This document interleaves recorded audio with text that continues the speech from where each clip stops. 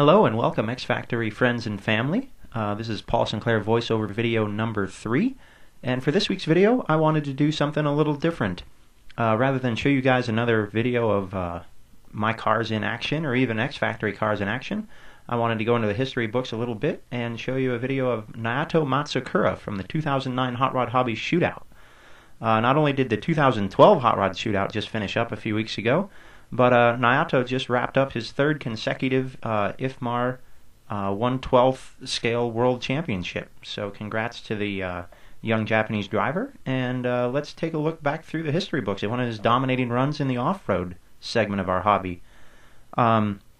Quick note, big thanks to Kevin from the YouTube channel KKing29.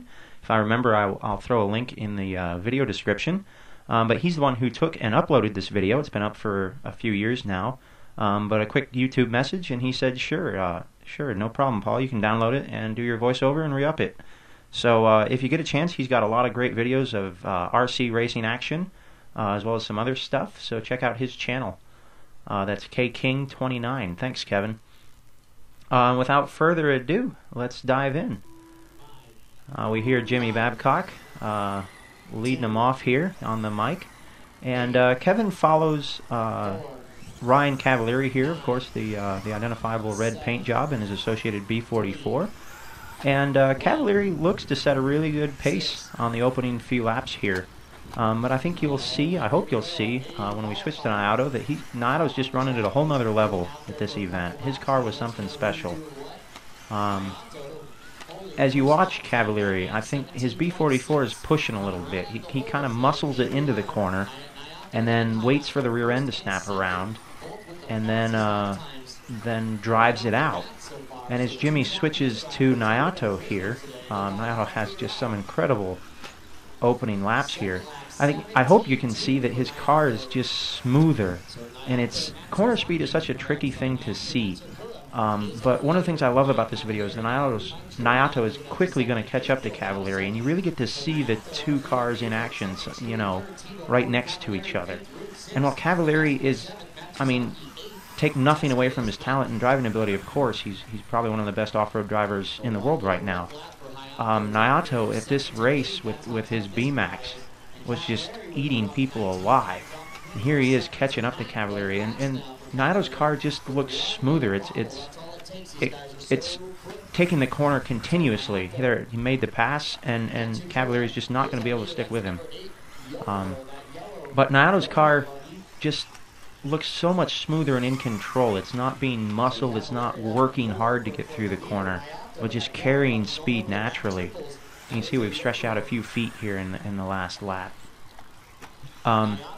Naoto, especially from the apex out, is just so fast and so smooth. He's not going into the corners particularly hard, which is one reason on this tricky technical layout. I think that's one reason he did so well, is he wasn't overdriving his car. He was driving within it and letting the car carry that corner speed for him.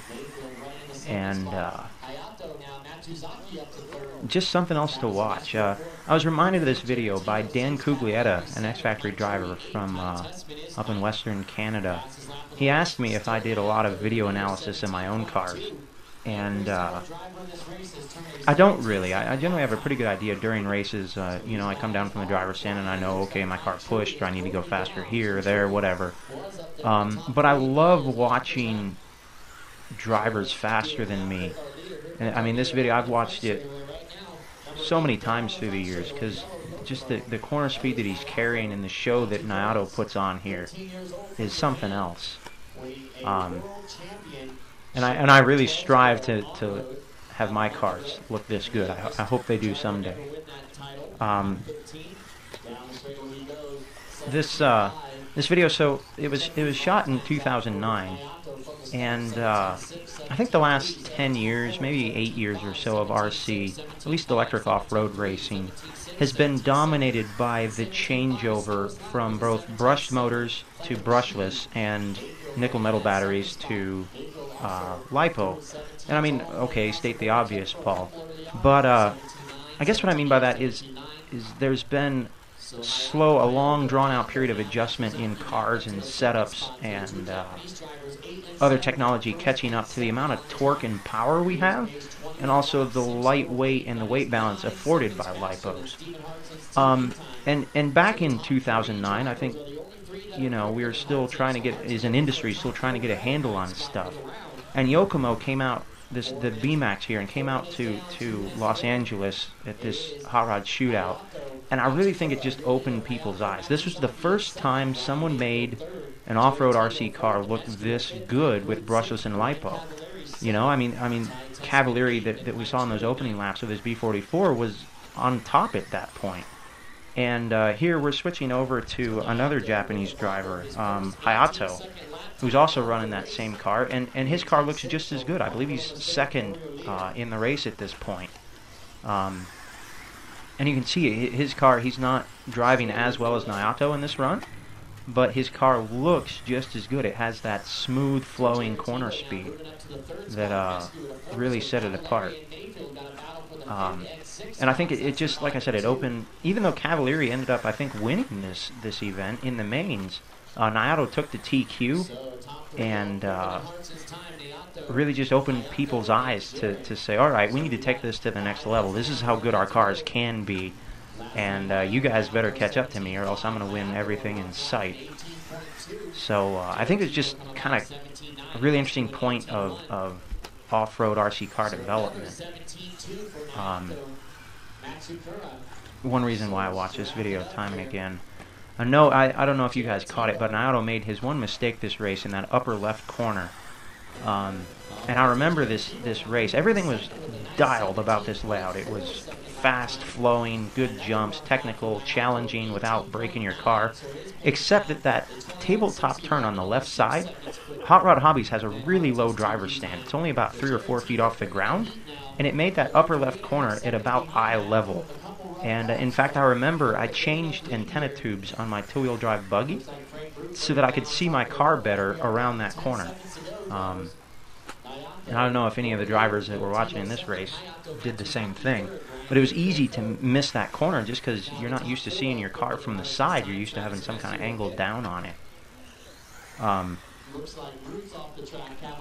remember in the 2008, 2009, 2010 time frame, I believe Neil Craig was doing really well with the BMAX over in Europe. The same kind of thing. I think it was just one of the first cars to really take advantage of lipo and brushless and put it all together and raise the bar in terms of handling. And yeah, we'll see him finish out their run here. But anyways, big congrats to Naoto for his third world championship. Little Matt Francis showing up at the track, some Jesse Roberts, all kind of celebrities at the Hot Rod Shootout. Anyways, I hope you guys liked it. I hope you enjoyed it. If it's not making any sense, go back and watch it again. Because Naoto's car is just amazing this race. I can't stress that enough.